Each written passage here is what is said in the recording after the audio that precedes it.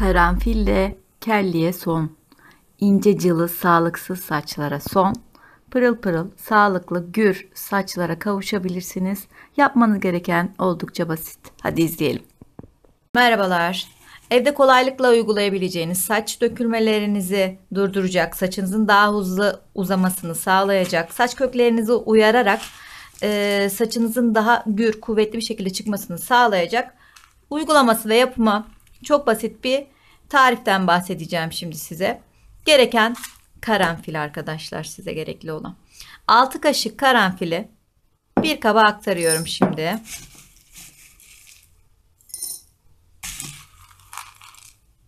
Üç, 4, 6 kaşık karanfil ekledim. 6 kaşık karanfil için 3 bardak suya ihtiyacım var. İşte bu kadar. Karışımımız hazır.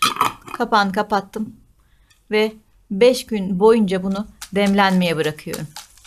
Her bir günü beraber göreceğiz. Bakın rengi şimdiden çıkmaya başladı. 5. gün sonunda çok güzel bir kür elde etmiş olacağız. Ve saçımıza uygulamaya başlayacağız.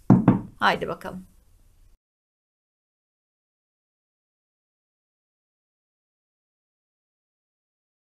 Evet, 5. günün ardından karanfillerimiz bu hale geldi. Bakın suyundaki siyahlığı görüyorsunuz.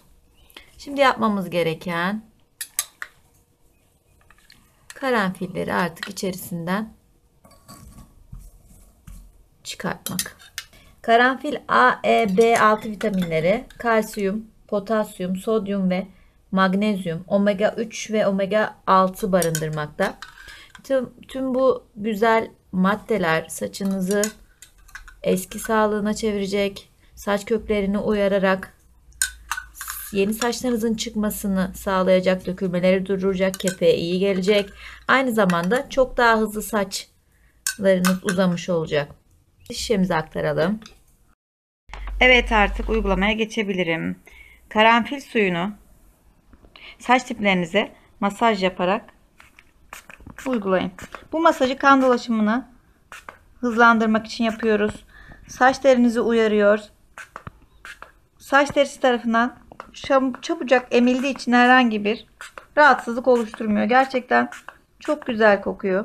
Diğer saç kürlerinin aksine durulama gerektirmiyor. Saç uçlarınıza ve saç diplerinize bunu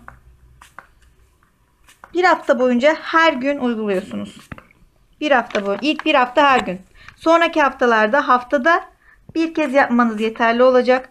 3 ay haftada bir kez uygulamaya devam edin arkadaşlar. Şimdi saç diplerine masaj yapıyorum. İlk uygulamadan itibaren farkı göreceksiniz.